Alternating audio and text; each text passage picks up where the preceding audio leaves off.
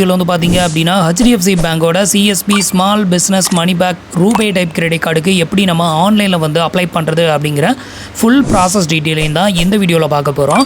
So உங்களுக்கு வந்து HDFC பேங்க்கில் ரொம்பவே லோயஸ்ட்டான ஜாயினிங் ஃபீல ஒரு கிரெடிட் கார்டு வாங்கணும் அப்படின்னு நினச்சிங்கன்னா ஸோ நீங்கள் வந்து மணிபேக் ப்ளஸ் கிரெடிட் கார்டு இல்லை மணிபேக் கிரெடிட் கார்டு இந்த மாதிரியான கிரெடிட் கார்டை சூஸ் பண்ணிங்க அப்படின்னா உங்களுக்கு வந்து பார்த்தீங்கன்னா ஜாயினிங் ஃபீ வெறும் 250 rupees தான் வந்து வரும். ஸோ நான் வந்து செல்ஃப் எம்ப்ளாயி அப்படின்னு வந்து செலக்ட் பண்ணதுனால எனக்கு வந்து பார்த்தீங்க அப்படின்னா பிஸ்னஸ் மணிபேக் கிரெடிட் கார்டு வந்து ஆஃபர் வந்து பண்ணியிருக்காங்க.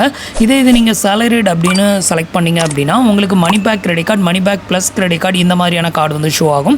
ஸோ அதில் வந்து பார்த்தீங்கன்னா எந்த கார்டு வேணுமோ அதை நீங்கள் சூஸ் பண்ணி ப்ராசஸ் வந்து பண்ணிக்கலாம்.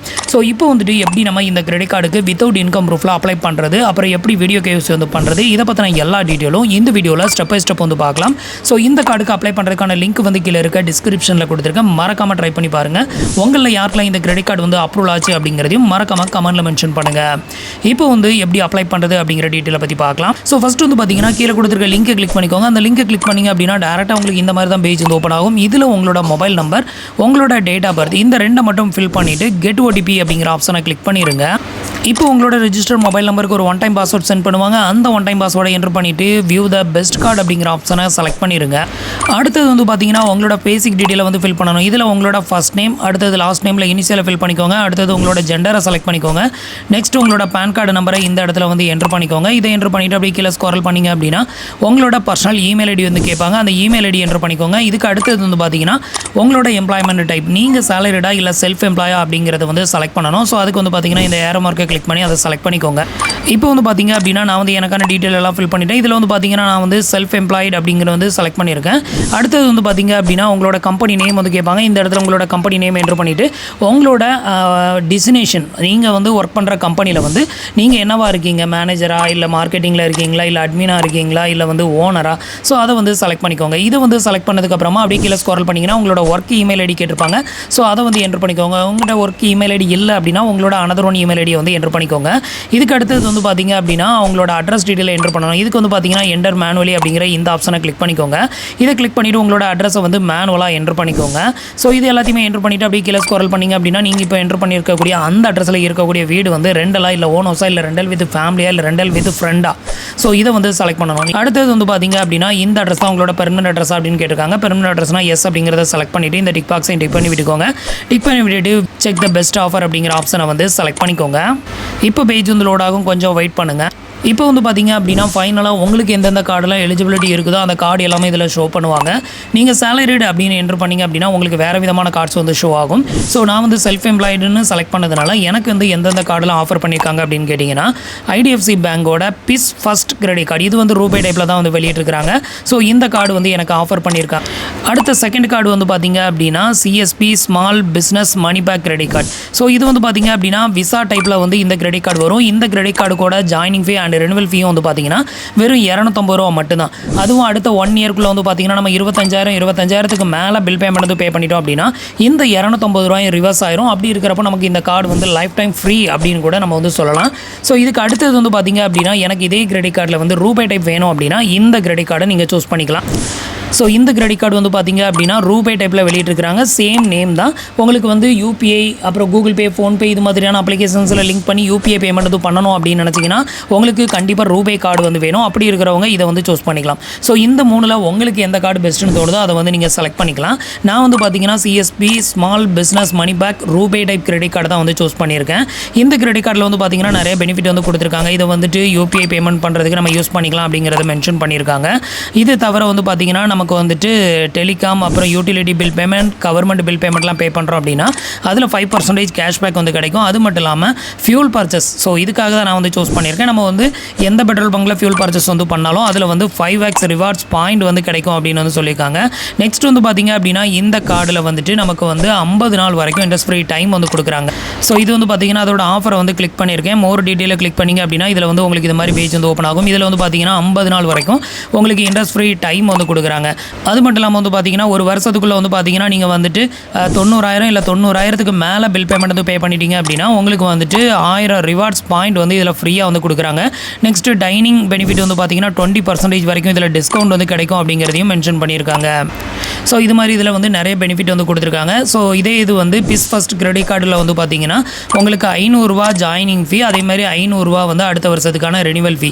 இதை ரிவர்ஸ் வாங்கணும் அப்படின்னா 50,000க்கு மேலே ஒரு வருஷத்துக்குள்ளே பில் பேமெண்ட் வந்து பே பண்ணிட்டீங்க அப்படின்னா அதையும் வந்து உங்களால் ரிவர்ஸ் வந்து வாங்க முடியும். ஸோ இதில் உங்களுக்கு எந்த கிரெடிட் கார்டு ஒர்த்துன்னு தோணுதோ அதை வந்து செலக்ட் பண்ணிக்கோங்க. இப்போ நான் வந்து பார்த்தீங்க அப்படின்னா CSP small business moneyback RuPay type credit கார்டை வந்து சூஸ் பண்ணுறேன். இதை சூஸ் பண்ணிவிட்டு அப்படியே கீழே ஸ்க்ரோல் பண்ணிங்க அப்படின்னா இந்த இடத்துல வந்துட்டு உங்களுக்கு ஒரு டிக் ஆப்ஷன் ஒன்று கொடுத்துருப்பாங்க. இதை டிக் பண்ணிக்கோங்க.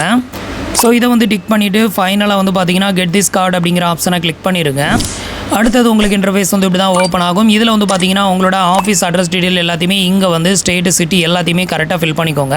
இப்போ வந்து பார்த்தீங்க அப்படின்னா நான் வந்து எனக்கான டீட்டெயில் எல்லாத்தையுமே ஃபில் பண்ணிவிட்டு இப்போ வந்து கண்டினியூ கொடுக்குறேன். அடுத்தது வந்து பார்த்தீங்கன்னா நம்மளோட கிரெடிட் கார்டுக்கான KYC வந்து கம்ப்ளீட் பண்ணணும். இதுக்கு வந்து பார்த்தீங்க அப்படின்னா அடுத்தது உங்களுக்கு இன்டர்ஃபேஸ் இப்படி தான் ஓப்பன் ஆகும். இதில் ஃபஸ்ட் ஆப்ஷனே வந்து செலக்ட் பண்ணிக்கோங்க. இதை வந்து செலக்ட் பண்ணிவிட்டு அடுத்தது வந்து கண்டினியூ அப்படிங்கிற ஆப்ஷனை கிளிக் பண்ணிடுங்க.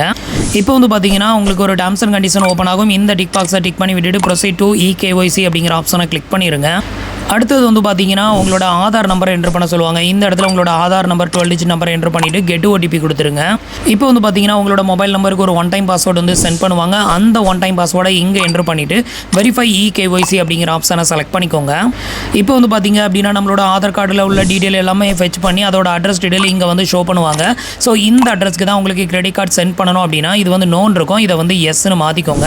ஸோ அப்போ தான் வந்து பார்த்தீங்கன்னா கம்யூனிகேஷன் அட்ரஸாக எடுத்துக்கும். அதாவது மெயிலிங் அட்ரஸ் வந்து ஸோ இந்த அட்ரஸா அப்படின்னு வந்து கேட்டிருக்காங்க. ஸோ உங்களுக்கு ஆதார் கார்டில் இருக்கிற அட்ரஸ் தான் மெயிலிங் அட்ரஸ் அப்படின்னா இதை எஸ் கொடுத்துக்கோங்க. இல்லை வேறு அட்ரஸ் தான் எனக்கு வந்து கரண்டில் வந்து இருக்குது, ஆதார் கார்டில் இருக்கிற அட்ரஸ் வேறு அப்படின்னா ஸோ இதை வந்து நோ அப்படிங்கிறத கிளிக் பண்ணி நீங்கள் வந்து டிஃப்ரெண்ட் அட்ரஸ் அப்படின்னு இங்கே வந்து வரும். ஸோ அதில் வந்து நீங்கள் வந்து டிக் பண்ணி விட்டுக்கோங்க. இப்போ எனக்கு வந்து பார்த்தீங்க அப்படின்னா இதில் இருக்கக்கூடிய அட்ரஸ் தான் என்னோட மெயிலிங் அட்ரஸ். அதனால் நான் எஸ் கொடுத்துட்டு இப்போ வந்து கண்டினியூ கொடுக்குறேன்.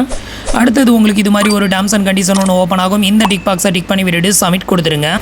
இப்போ வந்து பார்த்தீங்க அப்படின்னா நம்மளுக்கான அப்ளிகேஷன் வந்து சக்ஸஸ்ஃபுல்லாக சப்மிட்டட் ஆயிருச்சு. உங்களுக்கான ரெஃபரன்ஸ் நம்பர் வந்து பார்த்தீங்கன்னா இந்த இடத்துல உங்களுக்கு டிஸ்ப்ளே பண்ணிடுவாங்க. இதுக்கு அடுத்தது வந்து பார்த்தீங்கன்னா நம்ம வந்து வீடியோ KYC வந்து பண்ணணும். ஸோ இதை வந்து சப்மிட் பண்ணிவிட்டு அப்படியே விட்டுட்டு போயிடாதீங்க. இதுக்கப்புறம் வீடியோ KYC பண்ணால் மட்டும்தான் உங்களோட அப்ளிகேஷன் வந்து ப்ராசஸ் ஆகும். அப்படி நீங்கள் பண்ணலை அப்படின்னா உங்களோட அப்ளிகேஷன் ப்ராசஸ் ஆகாது. இதோட அப்படியே தான் ஸ்டில்லாக நின்றுக்கிட்டே இருக்கும். ஸோ இப்போ அப்படியே கீழே ஸ்க்ரோல் பண்ணி வந்தீங்க அப்படின்னா உங்களுக்கு வீடியோ KYC பண்ணுறதுக்கான லிங்க் வந்து கொடுத்துருப்பாங்க. இதில் ஸ்டார்ட் வீடியோ KYC நவ் அப்படிங்கிற ஆப்ஷனை கிளிக் பண்ணிடுங்க. இப்போ வந்து பார்த்தீங்கன்னா லாங்குவேஜை செலக்ட் பண்ணிவிட்டு ஸ்டார்ட் வீடியோ KYCங்கிறத கிளிக் பண்ணுறேன்.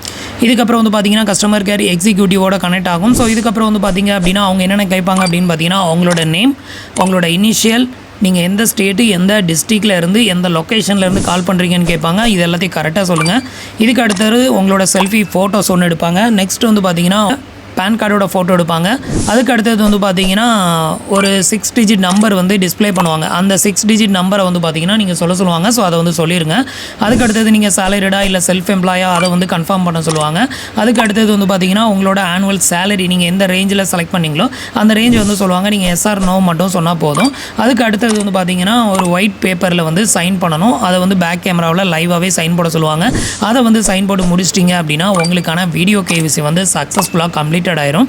இதுக்கப்புறம் வந்து பார்த்தீங்கன்னா அடுத்த 24 ஹவர்ஸில் உங்களோட அப்ளிகேஷனோட ஸ்டேட்டஸ் என்ன அப்படிங்கிறத நீங்கள் ஆன்லைனில் வந்து ட்ராக் பண்ணி பார்த்துக்கலாம். ஸோ இவ்வளோ தான் வந்து பார்த்தீங்கன்னா HDFC பேங்கோட எந்த கிரெடிட் கார்டுக்கு அப்ளை பண்ணாலும் சரி இதுதான் ப்ரொசீஜர். ஸோ இதுக்கப்புறம் வந்து பார்த்தீங்கன்னா ஃபிசிக்கல் வெரிஃபிகேஷன் அப்படின்னு சொல்லிட்டு உங்களோட வீட்டு அட்ரஸ்க்கு வந்து வருவாங்க. ஸோ அவங்களுக்கு நம்பிக்கை இல்லை அப்படின்னா உங்களோட ஆஃபீஸ் அட்ரஸ் கொண்டு அதை வந்து வெரிஃபை பண்ணுவாங்க. ஸோ எனக்கு வந்து பார்த்தீங்கன்னா நான் வந்து ஒரு சேலரிடுன்னு கொடுக்கும்போது எனக்கு ஆஃபீஸ் முறைக்கும் வெரிஃபை பண்ணாங்க.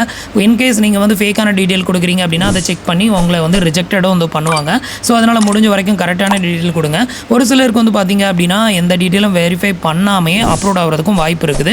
பட் எனக்கு இது வரைக்கும் வந்து பார்த்தீங்கன்னா அப்ளை பண்ண எல்லா டைமே ஃபிசிக்கல் வெரிஃபிகேஷன், ஃபீல்டு வெரிஃபிகேஷன் வந்து வந்திருக்காங்க. ஸோ அது முடிஞ்சதுக்கப்புறம் தான் நமக்கு கார்டு வந்து ப்ராசஸ் ஆகும். ஸோ அதில் வந்து ஏதாவது நம்ம குளறுபடி பண்ணி வச்சுருக்கோம் இல்லை தப்பான டீட்டெயில் கொடுத்துருக்கோம் அப்படின்னாலும் ரிஜெக்டட் ஆகும். ஸோ ஃப்ரெண்ட்ஸ் இன்றைக்கி சொன்ன இந்த அப்டேட் இன்ஃபர்மேஷன் உங்களுக்கு ரொம்பவே யூஸ்ஃபுல்லாகவும் இன்ஃபர்மேட்டிவாகவும் இருந்திருக்கும் அப்படின்னு நினைக்கிறேன். நம்மளோட வீடியோஸ் பிடிச்சிருந்ததுன்னா லைக் பண்ணுங்கள், ஷேர் பண்ணுங்கள், கமெண்ட் பண்ணுங்கள். மறக்காமல் நம்மளோட சேனலுக்கு சப்ஸ்கிரைப் பண்ணி சப்போர்ட் பண்ணுங்கள். தேங்க்ஸ் ஃபார் வாட்சிங்.